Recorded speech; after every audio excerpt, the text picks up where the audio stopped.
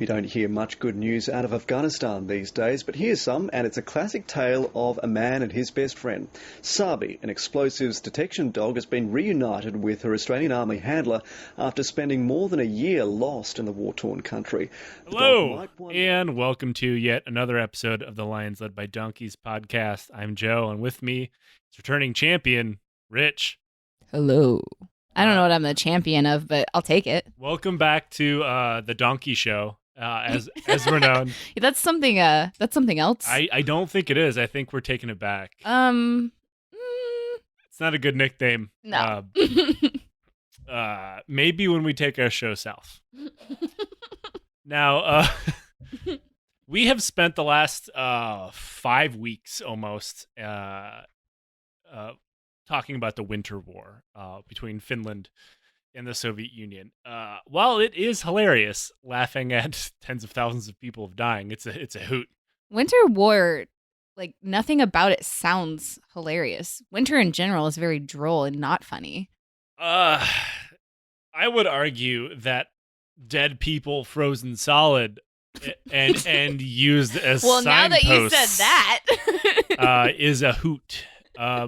Which actually, the fact that I am laughing at that and you are not is why we're doing this episode today. There's been, let's say, a lot of demand for me to bring you back on and talk about animals again. Oh, thanks, guys. And there's a reason for that, is because I have put the worst fucking episodes on you. I consider that a service, as you are a psych major. And I am a living test subject. So you need to create my mental illness so I'll be a good psychologist? Yeah, sure.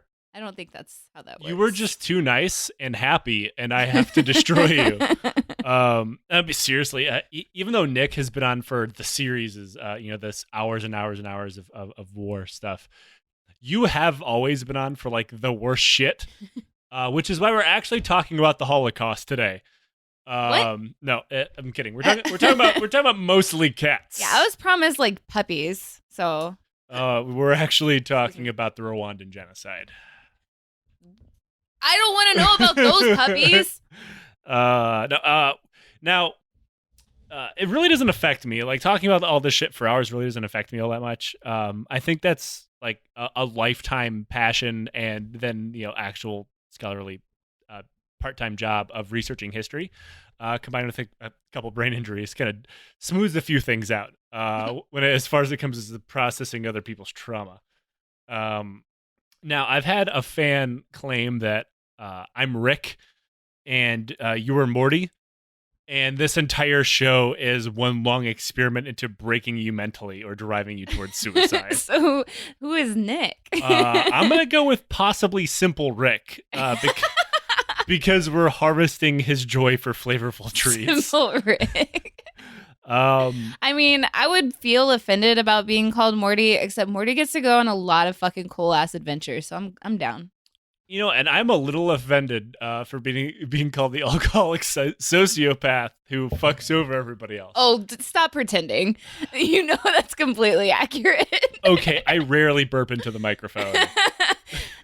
Which I did 5 minutes before we started this podcast. It's kind of a tradition. Nick holds it in right as I say hello, and then he burps into the mic. Well, I didn't know about that. I would have done it. It's not a tradition I like. It just kind of happens. Now, every once in a while, I don't consider myself a Rick Sanchez. I consider myself more of a emotionally abusive history teacher. But every once in a while, I birth out an episode that brings people joy rather than like screaming into the void. So I call this episode on animals Chicken Soup for the Alcoholic Soul. I feel like that's one chicken soup book that hasn't been written yet, and I can't be sued for calling it that. Everything else has been done. I think because they don't like to acknowledge that they're enabling alcoholics. I don't think they're enabling alcoholics. I think that they're like a weird church pyramid scheme of some kind. I'm just haven't quite figured it out. No, yeah, exactly. So they would never make chicken soup for the alcoholic soul because they just would want you to not be an alcoholic. Hey, first of all, the first step to recovery is acceptance. So without that chicken soup, No, I just can't enjoy the it's others. not acceptance. It's admitting that you have a problem, not accepting that you have a problem. I'm accepting that I have a problem, and my program is only one step.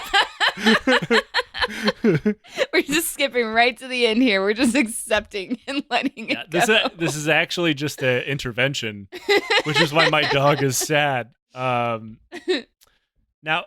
our first, it's actually the only dog we're going to talk about, which is rare. Our last animal episode was like all dogs and a bear. Acceptable. Yeah, for sure. This one is all cats and one dog. How the fuck are cats helpful in war? No offense to you cat people. I like cats as well, but they're not exactly like super trainable. They're not, but we'll get to that. The first one we're going to talk about, I know you're going to like because it's a military working dog, which you love. Also, he's from Australia. And I know that you love... Is he a Kelpie? I don't think so. Now, I'm going to call this dog Sarbi. It is also interchangeably called Sabi. I don't know why. Australians aren't great at keeping track of their own animals, apparently. But yeah, Sarbi was a dog that served in the Australian Army. He was a black lab Newfoundland mix, which is a weird mix for a military working dog. She was born on September 11th, 2002, which is both ironic and unfortunate. In New South Wales, Australia.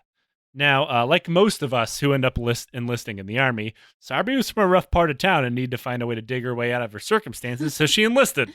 Aww. I may have made that up. You actually had me believing you there. Yeah, it was... I mean, not that she did it willingly, but... Sarbi had it real rough. You're welcome for that. I don't think Australians have to enlist in the military to afford college. Was she bred specifically to be a working dog? Or? I don't think so. Oh, okay. I mean, a Newfoundland Black Lab doesn't exactly sound like a military juggernaut. True. But they're so cute and fluffy. I mean, shit, they can train pit bulls to be police dogs. Anything's possible. Yeah. And, I'm sure New South Wales is a perfectly decent place. I don't know. I've never fucking been to Australia before. It's down under. I understand that. They have large knives. Also, don't fuck with the stingrays. I mean, is there koalas and kangaroos and stuff there? It sounds legit as long as they are they're those things there. I don't know if it's the area currently under occupation by the Emu Empire or if it's on fire. There's obviously puppies there, so that's one plus. Yeah, I mean, you can't have a bad place and there be puppies. Actually, Hitler had a dog, so that's not entirely true. Hitler's dog was completely against everything that he did. He was just following orders. You know what? That means the dog's still going to get hung. What? The dog's a war criminal, all right? Blondie was a bitch. We're going to have to disagree on this one. No such thing as an innocent Nazi. Blondie, she didn't want to do it. You know what? Blondie knew a lot of fucking tricks and spent a lot of time with Hitler. Yeah. Not all dogs are good dogs. It's not her fault. I think, you know what? I'm coming, what's that? I'm hearing from the crowd. Bad girl. Bad girl, Blondie.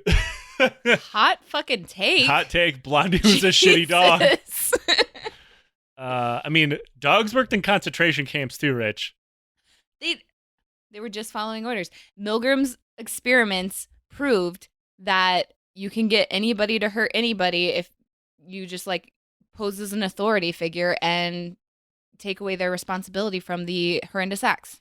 I'm going to disagree with you because I speak German, and every time when those dogs barked, it was saying an anti-Semitic slur. I swear to God, it was the wildest thing. Now, Sarbi was eventually trained as an explosive detection dog, which I'm going to say, if Sarbi enlisted to go to college, this is more of a trade school than a traditional university, which I support trade schools, so cool. There's nothing wrong with that. Now, not a lot is known about her career, or really her life in general. The records on Sarbi and this story, which I think at the end you'll agree with me, should be much more well known. This is some fucking Togo type shit. There should be movies made about this. Stolen valor? No, Sarbi steals no valor. No, I mean, did somebody steal Sarbi's valor? Not yet. Okay. But nobody really seems to care. like once the Australian Ministry of Defense had a special page on their website dedicated to Sarbi, which is now gone. I'd use the Internet Wayback Machine to find it. The only articles I could find were like a paragraph in length, which is fucking strange because like Sinbad, the Coast Guard dog from our last episode, dozens of websites dedicated to him. Sarbi, like nothing. Australians don't give a fuck. Yeah, I'm starting to think like Australians don't really care about their military working dogs all that much. I don't know. Maybe that's not true. I hope not. But I do know that she ended up joining various branches of the Australian Special Forces. And unlike a SEAL, she did not write a book about it, which is why this is such a problem. But also, I don't think she killed any innocent civilians either. So, are we still talking about Sarbi? Yeah. Like, like she made all these decisions on her own? I'm assuming she made them on her own free will, yeah. She submitted the right paperwork, waiting in line behind like a dozen people, and just Sarbi just patiently sitting there. I choose to believe that the animals who are in human bondage have much more free choice than they actually do. Now, her earliest stationing I could find was as a member of the Special Operations Engineer Regiment as a detection dog within the Special Response Regiment. That's a whole lot of words for effectively being that she worked VIP security. Now, once there, she was a good girl who sniffed many of things while protecting the 2006 Commonwealth Games in Melbourne. Now, her first combat tour was deployed to Afghanistan in support of Operation Slipper, which is the Australian name for our forever war, what we would call Operation Enduring Freedom, or whatever the fuck it is called now. Operation Slipper? Yeah, they all have their own names for it, yeah. Well, that sounds like fun, though. Well, I mean, before we started coming up with really weird, like, freedom-related military operation names, most of our operation names were random bullshit, too. Around the 80s when we started invading random Latin American countries, like not letting the CIA do it anymore and just going full mask off and like arresting Manuel Noriega. We had some really strange names, like Operation Overlord, Market Garden, random shit like that, where it wasn't like Iraqi freedom. Yeah, those all sound way more fun than Operation Enduring Freedom. Yeah, it's all about optics. Like if Operation Enduring Freedom was called Operation Waterslide McDragon, it would have been great, and I would not have PTSD. Right? I know you guys can't see me, but I rolled my eyes every time you said Operation Enduring Freedom. But the freedom it endures. And again, eyes roll. I feel like they should make a sound. The names don't lie, Rich. Like if we call it Operation Forever Liberty, like Afghanistan's suddenly gonna shit out of Congress. Like it's just how this shit works.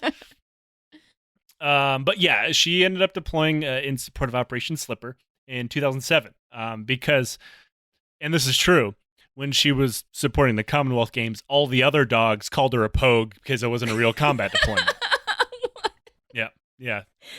Dogs are catty bitches, it turns out. But 2007, I could not actually find any record of anything that happened in 2007, and she deployed again in 2008. So I'm going to assume that 2007 went great. Now, I'm assuming that's because dog dwell time is a real motherfucker. She just went back to back. Yeah, that's rough, man. Yeah. You did it now. During her second deployment, her handler was Special Air Service Trooper David Simpson, and they were a part of a patrol that got caught in a massive ambush that would eventually be known as the Battle of Kaz Orzgan. It was as far as battles in Afghanistan, for what people normally think of them as small ambushes, this one was pretty big. It was a group of allied soldiers of American, Aussie, and Afghans, numbering about 37 people, were ambushed by around 200 Taliban fighters. And it was the largest battle that Australian troops had been involved in since Vietnam. So this is a pretty big deal for little Sarbi. Now, there's a weird subplot during this battle about like Dutch helicopters refusing to engage the Taliban and kind of abandoning the people on the ground. But that's mostly unimportant to the Sarbi mythos. Consider it part of the Sarbi extended universe to be explored upon the Gritty reboot.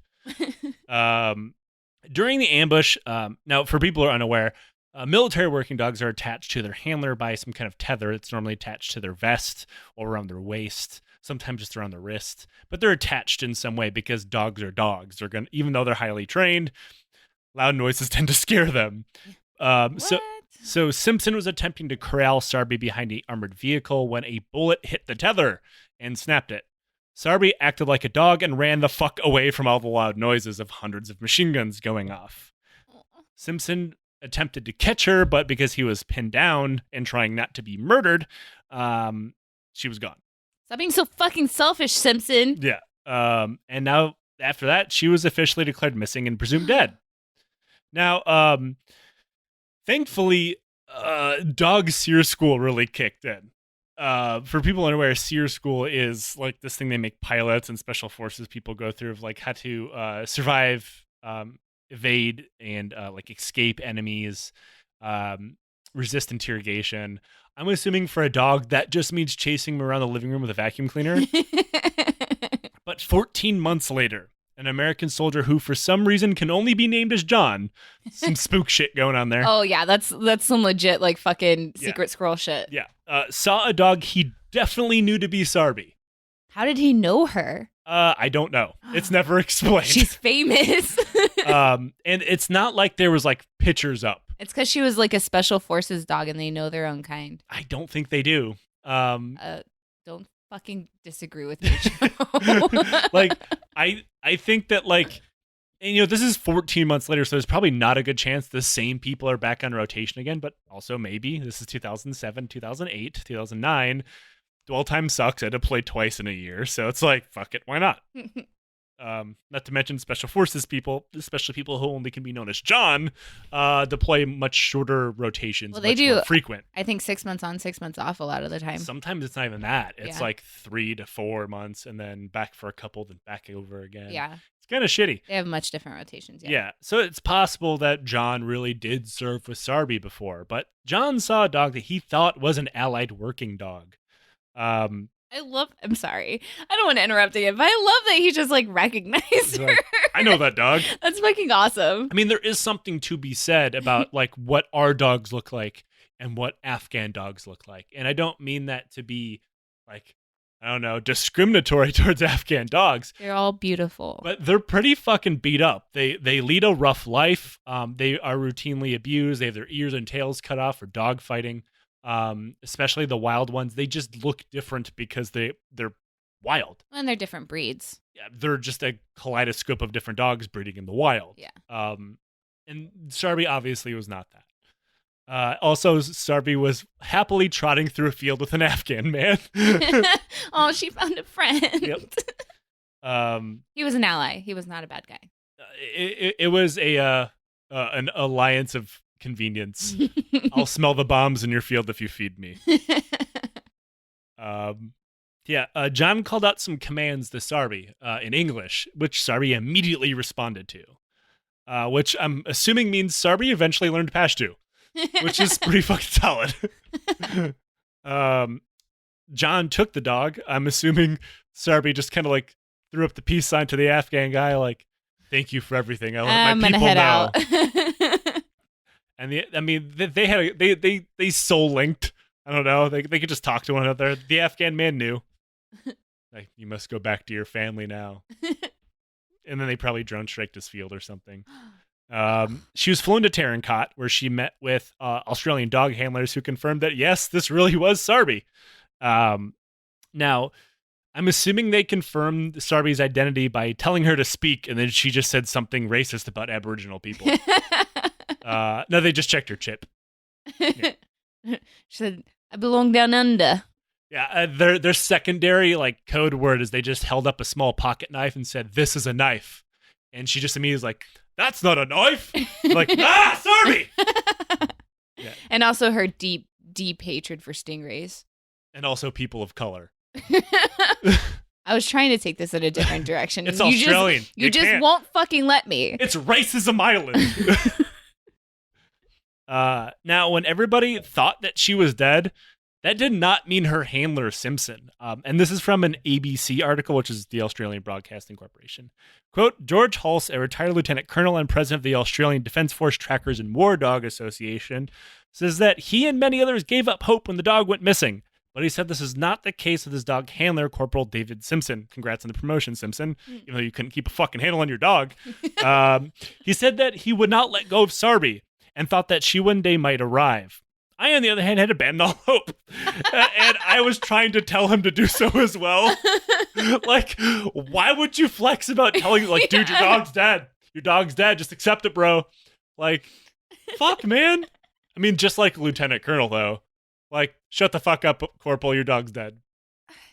The ultimate fucking Lieutenant Colonel move. Well, all of our chain of command would have said the same thing because they were the ones that killed our dogs. Yeah, I'm really surprised that if a lieutenant, I mean, George Hulse is a retired lieutenant colonel, so he's like, Corporal Simpson, your dog's dead. And then Sarbi shows up, like, he just looks and he's like, look, I saved your dog.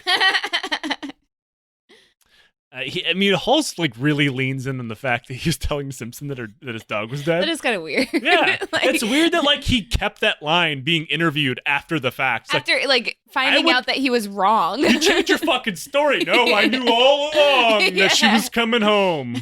I was always hopeful. Yeah. Like, nope, I knew she was dead.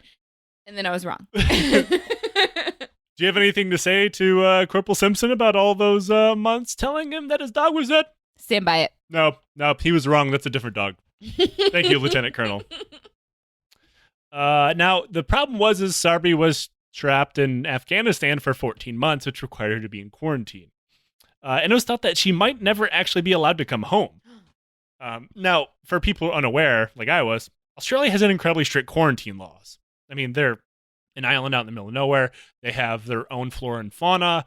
Introducing things into Australia can be incredibly destructive. Are they aware that the majority of the things that already live there can fucking kill you? Well, yeah, and those are all mostly native. They have to keep a strict, like, well, Sarbi isn't venomous, so we can't bring her back home. She can't murder you with one fucking bite of her fangs, so... I mean, she might be able to now. I mean, she's learned some things. And, like, they've made entire Simpsons jokes about this, like, with the frogs and then the fucking, the cane toad and then the snakes and then, I forget, cats or something. You know I don't watch The Simpsons. Yeah, and I know, you know that I disapprove heavily of that. Go ahead and disapprove, but I'm not going to get your reference. I'm tutting you. But eventually, Prime Minister Kevin Rudd got involved and met the young pup while she was in dog jail in Afghanistan and forced through a waiver, which is one of the few good things that Kevin Rudd ever did. I don't want to picture her in dog jail. Yeah, she's like in a dog POW camp just by herself. Poor thing. When she finally made it home, she was rewarded the RSPCA Purple Cross Award for outstanding service to humans, which is kind of discriminatory towards dogs. Like, how about award for dog kind? All right. She was then retired and lived with her handler and his wife until she died of old age in 2015. Aww. Yeah. Now, I will close out Sarbi's story with a quote from the Australian Defence website about her, which says, quote, "We will never know what Sarbi saw during her time alone in the desert." Wasn't alone. But what we do know is she could talk. She would have one hell of a story. I feel like she just lived a happy life with an Afghan farmer until somebody found her and brought her home. And, you know, it's crazy that this happened, and for obvious reasons, than the fact that she not only just was totally happy and healthy, but survived and was reunited. It was like, this has happened since then, where a British military working dog went missing and turned up in a Taliban video, and nobody's ever heard from her since. So it's like, Sarbi really fucking escaped. She joined the Taliban. That's honestly the best case scenario. That's what I'm going with. She joined the Taliban. Yeah. She's on the other side now. I mean, the dog saw the light. Yeah. But Western society is corrupt and decadent. Now, you said before, how the fuck can cats be useful in a military scenario? Yes. Hold on, I'm going to open this. The official sound of this podcast. Our liver's rotting. Now, what if I told you some of the most badass sailors of World War II and beyond were actually cats? Sailors. Sailors. Like they were on boats. Cat seamen. Are you sure that they weren't just there to like catch mice? Yeah, that's exactly why they were there. Oh, okay. I mean, you're a food sanitation specialist. You can imagine how awful of a vector of disease that rats are aboard a ship. Can I tell a story? Please. I'm not going to name defects or names, but we literally had a defect with a roach problem that was solved by a rodent problem. And then we literally... This is literally the Simpsons joke I was just telling you. So it was solved by a rodent problem. And then... And you were just overrun with rats. No, we were literally in the talks of releasing cats into the building to get rid of the rodents until they finally just moved us to a different building. Congratulations, your defect is Australia. Except you aren't allowed to leave. It was so gross and unsanitary, and I'm sorry for all of you that have had to eat defects before, because I'm not going to tell you which one it was, and it's probably not the only one. It was at Fort Hood. I was at Fort Hood long enough and got sick enough to know that shit happened at Fort Hood for sure. You get sick all the time. Like, I think you just have bad food sanitation. No, I got sick in Afghanistan all the time because I ate off the economy. Yeah. Like with Afghan policemen, which is not a good idea. Also, soldiers are horrible at washing their hands in the fucking dirty ass desert for some reason. Yeah, it's really eye-opening when you realize, like, only a couple generations ago, like, we all would have been dead from cholera or something. Sorry, I didn't mean to, like, take us that far off track. Now, this stuff about cats being useful in that arena, for the exact reason that you talked about, is not an outlier. Cats have been used on ships and in militaries for destroying disease vectors for pretty much as long as humans managed to domesticate them. You know, deciding that they kind of wanted a dog, but they didn't want the dog to give a fuck about them. What? That's what cats are. They're the dogs that don't care about you. But why would you not want something that gives a fuck about you? I don't know. People own cats. Cats don't give a fuck about you. I don't know. I liked my cat. She was cool. I mean, I've lived in houses with cats. I've never felt that my cat gave a fuck about me, except that I was the dispenser of food. I feel like it could be like more of a reward when they do show you like attention and affection and stuff like that, because you know that they're legitimately making the choice to do it. I don't know. I don't like it. If I wanted that relationship, I'd talk to my family more often. Now, the reasons for having cats on a ship seems pretty obvious when you think about it. Like Rich had just explained, cats are easily maintained and will kill rats and whatever other rodent population that manages to move aboard the ship. Such destroying a pretty common vector for diseases. It's the same reason that wild dogs are killed, why rats are killed, why sometimes feral cats are killed. It's the circle of military life. It's just fueled by violence in every which direction. Not to mention, as you can imagine from our last episode on animals, some of these animals made it aboard the ship because lower enlisted sailors and whoever smuggle them aboard. And it's a lot easier to sneak a cat aboard than a dog or something. I had a cat in my room for 3 months one time when I was in high school. I had a friend of mine when I was stationed at Fort Knox had a cat in the barracks for months. And the sergeant major came through to do an inspection. And, we're all standing there while the sergeant major's coming through. And the cat was kind of trained to hide under the sink until it wasn't. And then just kind of wandered out. The biggest problem with cats, and what gave me away eventually with my cat that I hid for 3 months, is that they are for some reason drawn to people they know don't want them there. So my cat, finally, I opened the door one day after she'd been there for 3 months, and she ran out of my room and straight into my parents' room and jumped on top of my dad, who was the whole reason I was hiding her in the first place, because he hates cats. But then that cat lived with my dad for like 17 years, so... So he's sending it to college. No, she's dead. It's unfortunate. Way to bring down the mood. But she lived a very long and happy life. She was old enough to enlist. So. Yeah, she would have, but every time somebody yells at her, she just has to fight them. Now, the first cat we are going to talk about is kind of steeped in legend, which means some of the story might actually be bullshit. But as I respect the only veterans who matter, that being animals, I will tell this story as it's meant to be told. And there's something to be said that, like, sea tales are like the tall tales of the military. I mean, that's why fucking people thought mermaids existed. Shit like that. Like, sailors lie a lot. Wait, they don't? Yeah, they're just called sea cows. Like, I don't know how long you have to be at sea to be like, I really want to fuck that manatee, but like, shit happened.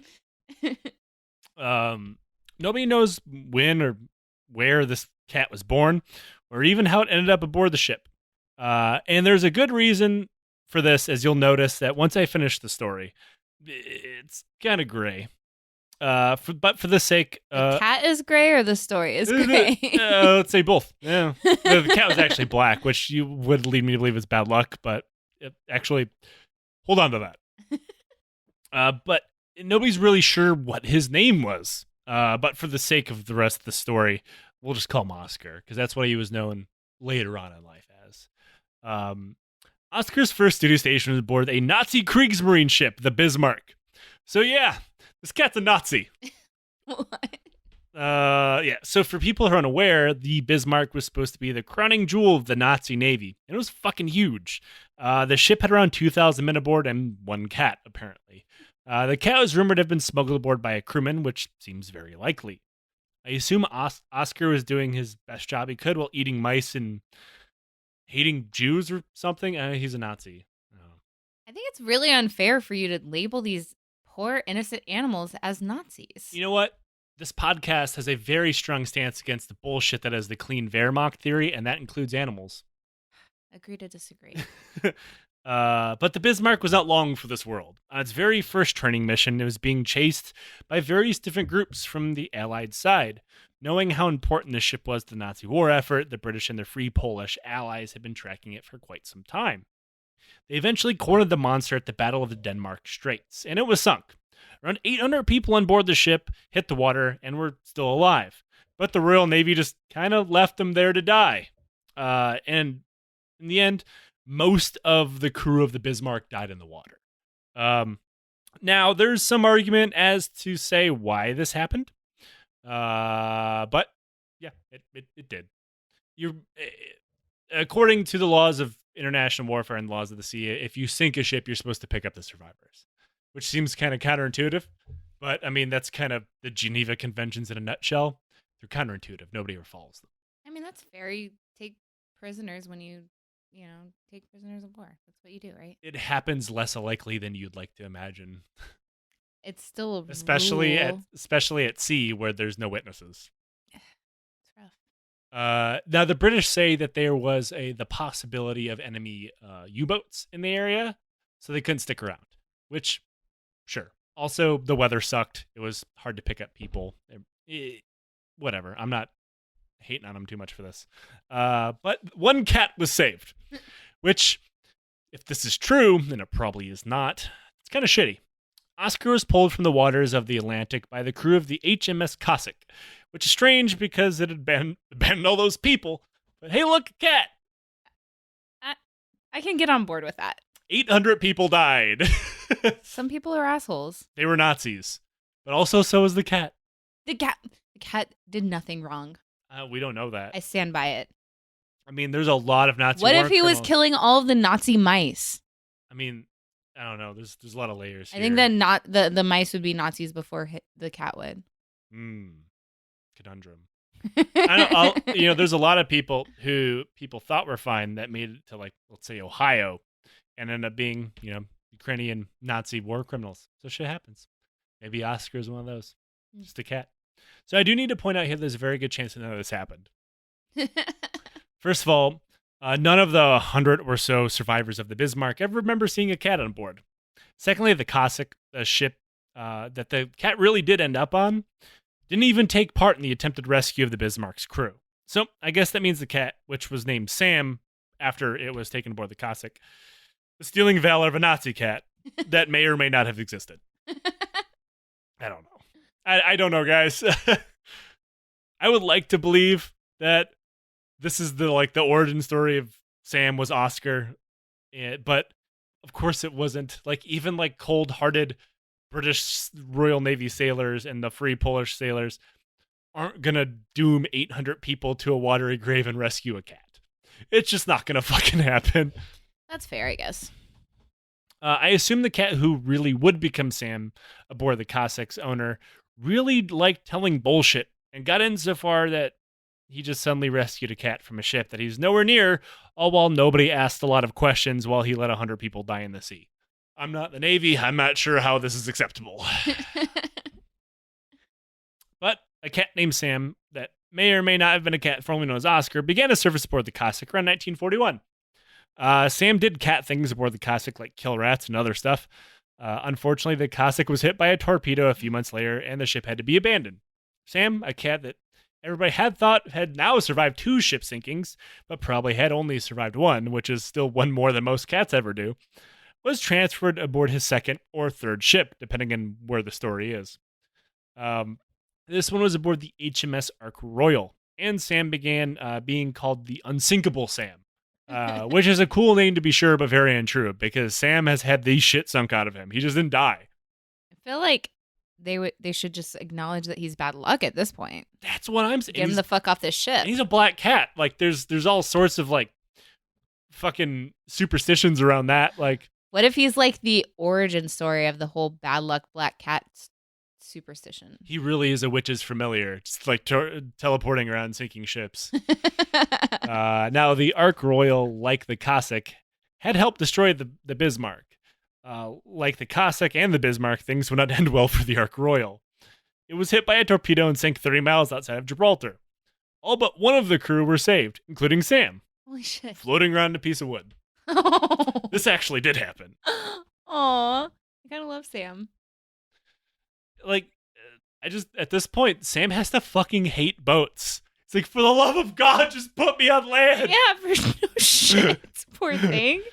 According to the book Ark Royal, The Life of an Aircraft Carrier at War, Sam was found unharmed, but very angry. I'd be fucking pissed off too, Sam. I don't blame you. It's like, all right, guys, I'm not sure if you got the memo, but we really don't like water, us cats, and you just keep putting me in the water. Now, this would be the end of Sam's naval career. However, because it is clear this cat was fucking cursed, and people didn't want it on ships anymore. He lived out the rest of his days in a retirement home in Belfast, Northern Ireland, dying in 1955. Aww. Unfortunately, he missed out on the Troubles. But, yeah, this cat's fucking a zombie or something. That's a good long life for a cat. Yeah, I mean, born sometime around the 1940s? Yeah. Yeah. Aw, I love Sam. What a good cat. I would argue the next cat's cooler. All right, well. Now, this one was not World War II, but slightly thereafter. And it's another British Navy cat, Simon.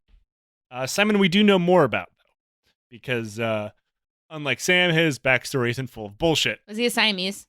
I don't think so. I always wanted a Siamese named Simon. Why? I don't know. It was a kid thing.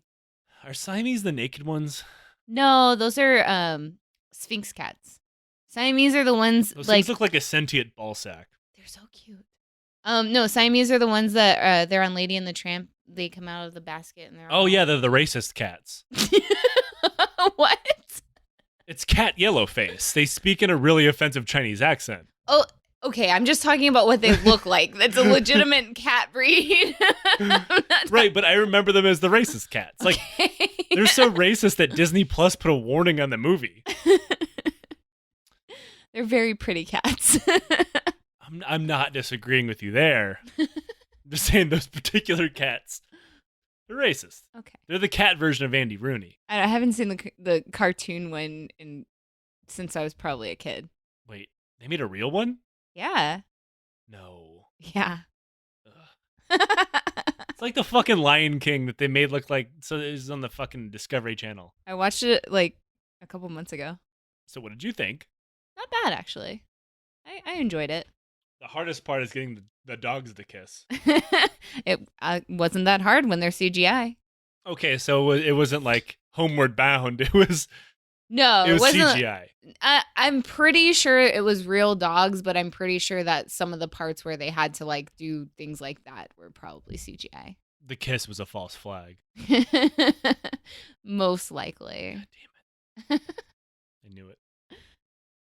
Now, we're talking about Simon. Simon was born sometime around 1947 in Hong Kong.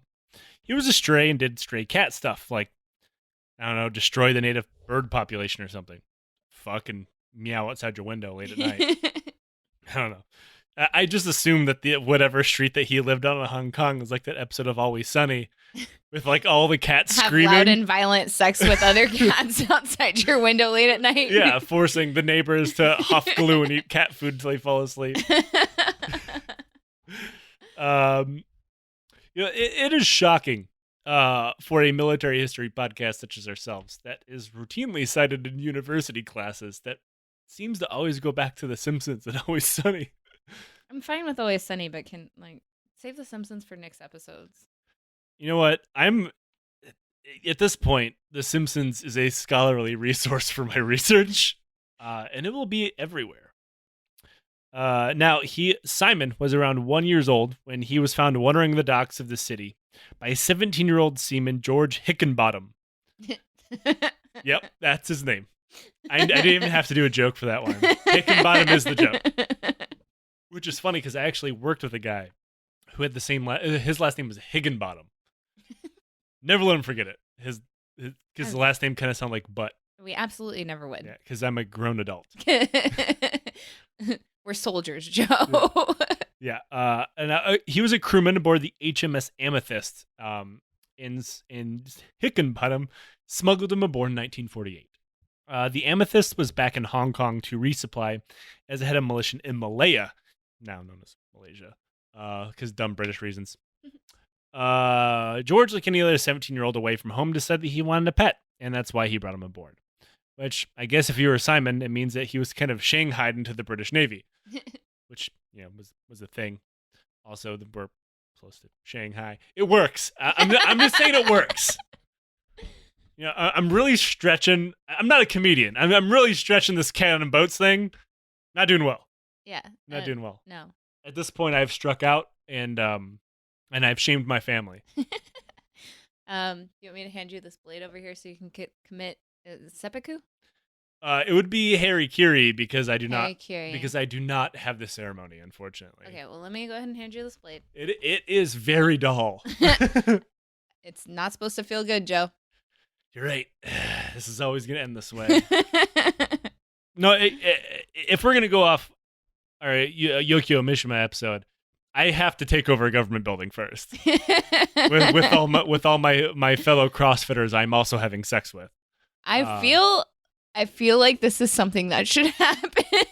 That's how I'm meant to go. I mean, if you're going to go out like a fucking CrossFitting harikiri committing boss. I mean, it's gonna for me to go the Mishima route, it's gonna require some serious lifestyle changes on my part. Namely that I'm a straight white man. But we all have to sacrifice to the cause. Just make those changes, Joe. It's a fucking choice. It's not. It is not a choice. I mean, the white part, but... The white part is also not a choice. No, I'm saying, just be more fluid in your sexuality and you can change the straight part. I'm not saying that it's a choice. I'm saying that I just dug myself into a corner here. Peak Texas hours here. I'm saying just be more fluid and more open. Jesus. I'm gonna move right along. I'm gonna do you a favor, and I'm just gonna move right past that. I appreciate that. Let me just drink this right here. Now George hid the cat under his shirt, which is pretty fucking brave. As if you remember, Simon is little more than a feral cat that he just found on the port.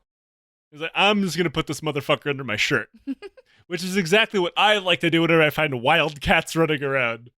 All right. Pro tip, don't do this. It won't work. George is very lucky, and I think all the accounts are leaving out the part where Simon clawed the dog shit out of him.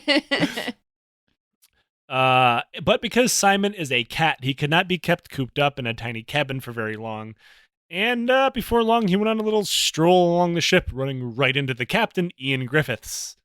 Thankfully for Simon, Griffiths turned out to be like the only cool officer ever. Because he's a cat person, and when he was a junior officer, he had smuggled the cat on board himself. Like, hey, you too, huh? It also turned out that the Amethyst had one hell of a rat problem, so Griffiths allowed Simon to stay, with George being given orders to make sure he didn't shit anywhere.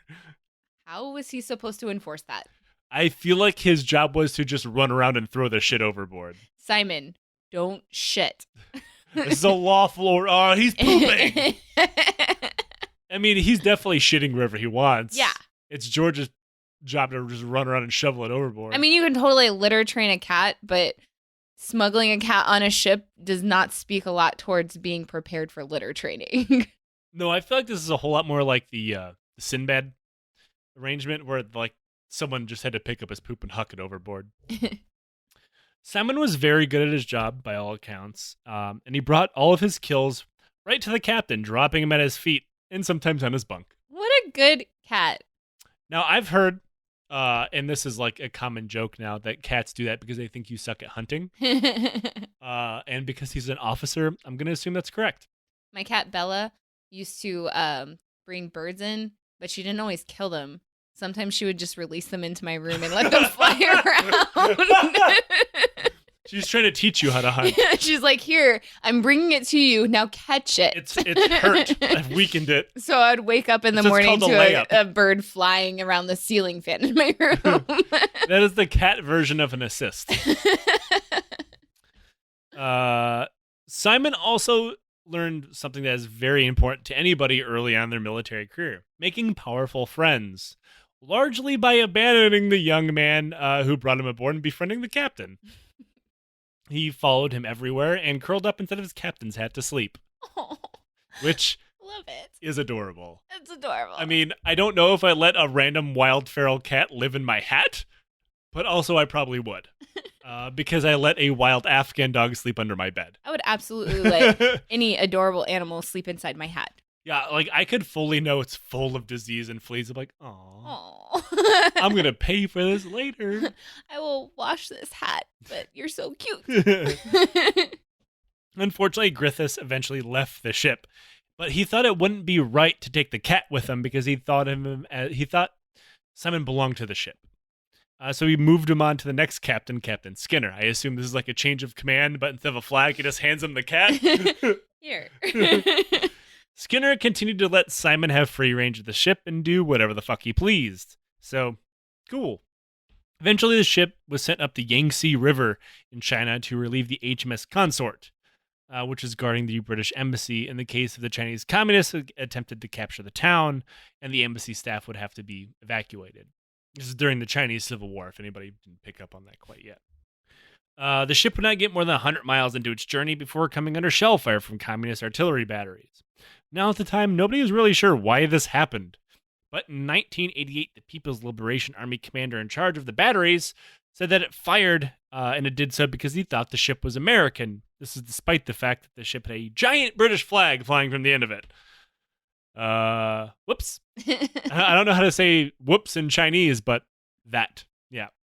Many members of the crew were badly wounded and killed, to include the captain, Skinner, and 21 others. Simon was also pretty badly wounded. As the sailors fought to free their ship and escape the rivers, Simon appeared on deck. His whiskers and eyebrows were singed off, and he was covered in dry blood. Oh, no. Simon, it turned out, had been hit by 4 different pieces of shrapnel and lost a lot of blood. The ship's medical officer cared for him, but told George that he probably wouldn't survive the night. Not only did Simon survive, but he returned to duty the next day. Hunting rats had found their way on board because the ship had been grounded, which had allowed a lot of rats to come aboard. And since it was trapped and under siege, it was under constant fire. This meant that Simon, still recovering from his war wounds, began hunting rats while the ship was still actively being shelled. Simon's a bad motherfucker. I was going to be so fucking mad at you if you told me a story about a cat that died. No. There was going to be a story about an animal killed in the line of duty for this episode, but it was edited out for length. Also, no thank you. That will be number 3 of our animal trilogy. I mean, I'm not going to ruin it for anybody, but it's an important story. No. Eventually, the ship freed itself and returned home in November of 1949. Unfortunately for Simon, his wounds never really healed because this is 1949 and he's a cat. Not exactly a lot of great medical care going on for him. He died 3 weeks after making it home. The Royal Navy was bombarded with letters when Simon's story went the 1940s version of viral.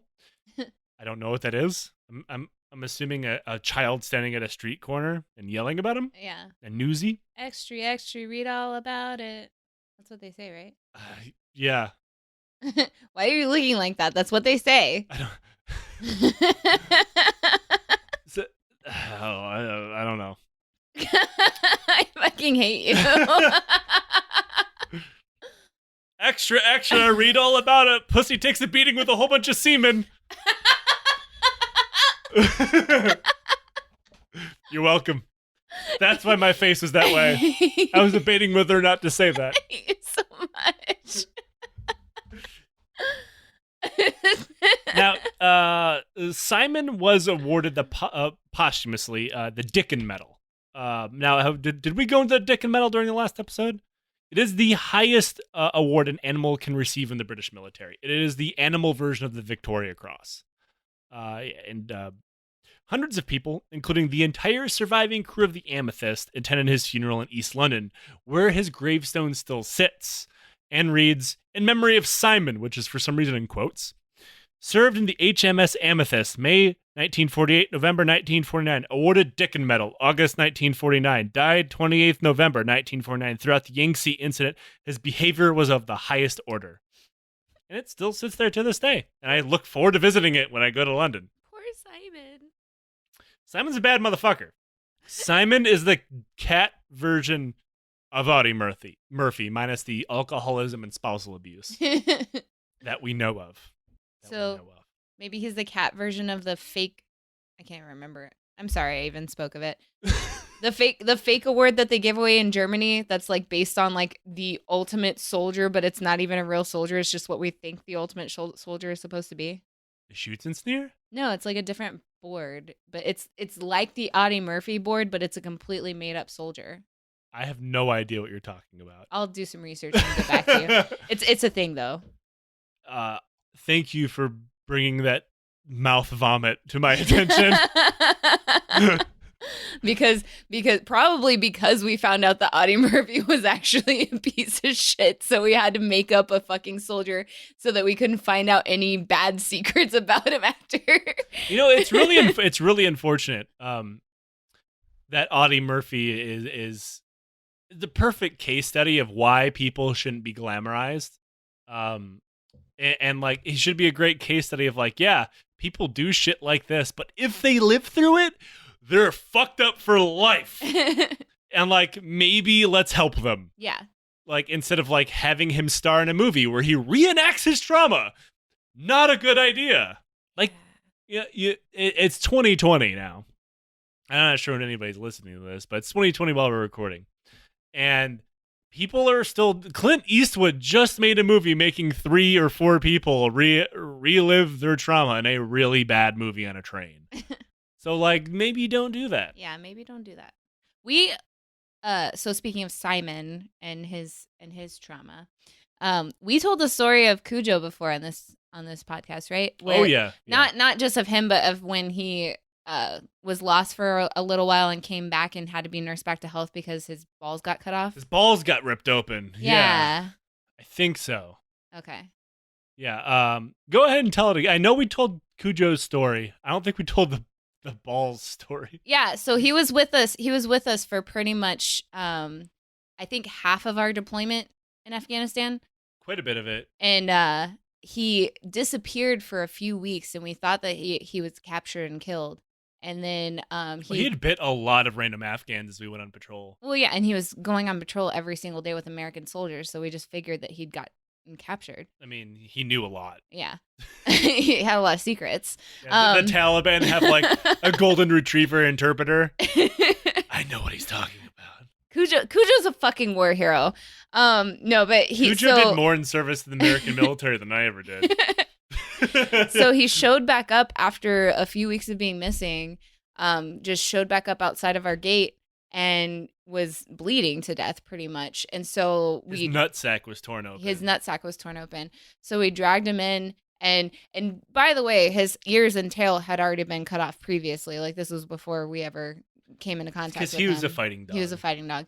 But So we dragged him in, and our medics hooked him up to IVs and shit and watched him around the clock for probably a good week and nursed him back to health. And he got healthy again and eventually went on to live a long and happy life in America. One of those medics has been on the show. Yep. And yeah, very good friend of ours, Mike.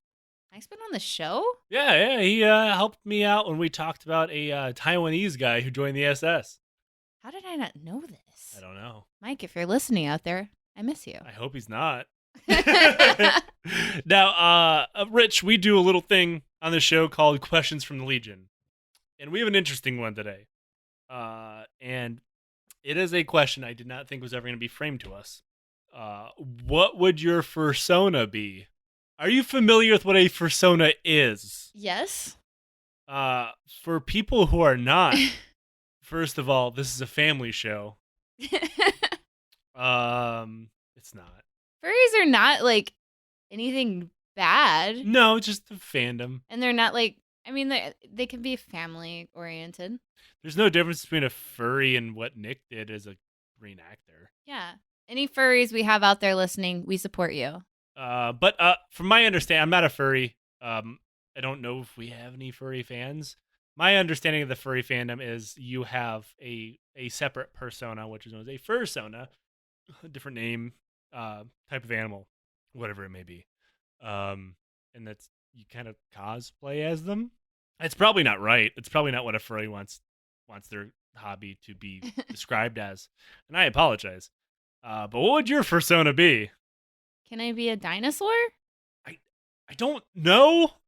Like, it's a fursona. Dinosaurs don't have fur. Well, is there like a separate sect for scalies? Scale sonas? Scalies. I want a scale sona. You're gonna go to like Midwest Fur Fest. And there's gonna be 50,000 people dressed up as fursonas. There's gonna be one asshole in an inflatable T-Rex costume. No, fuck that shit. I'm not going to. Hi, my name's Pete. I'm not going to fucking Fur Fest. I'm going to fucking Scale Fest with all of my scaly friends. Where are my scaly friends at out there? You're by yourself. What? Oh. Well, welcome to the Pacific Northwest Scale Fest. It is Rich in the backyard by herself. I'm down with that. I'm a fucking cool person. I'll hang out with myself. My mom told me the same thing growing up. So it's fine. So that's our show this week.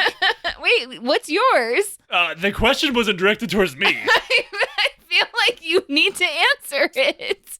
My fursona would definitely be a fox or a dog. Is there a fox-dog hybrid fursona?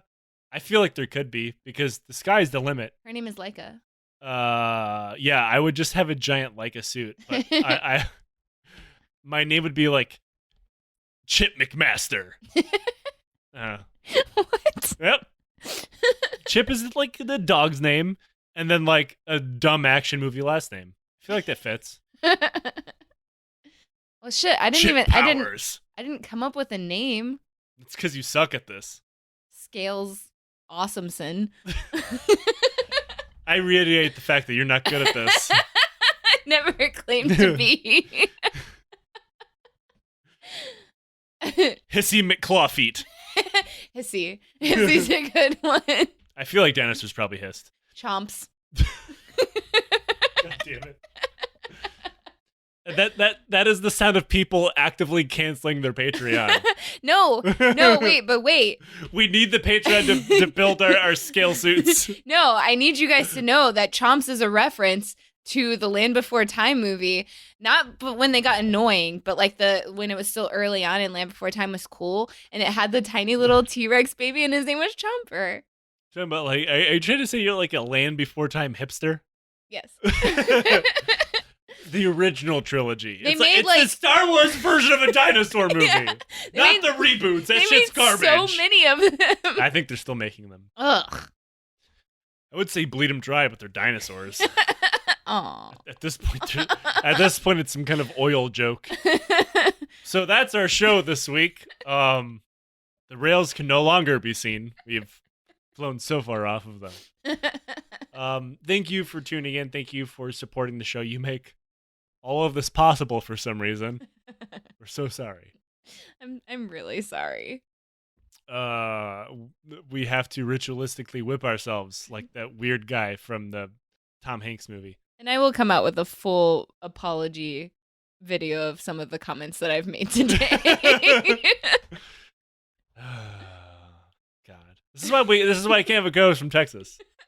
Just whoops! I offended an entire fandom with my weird scale shit.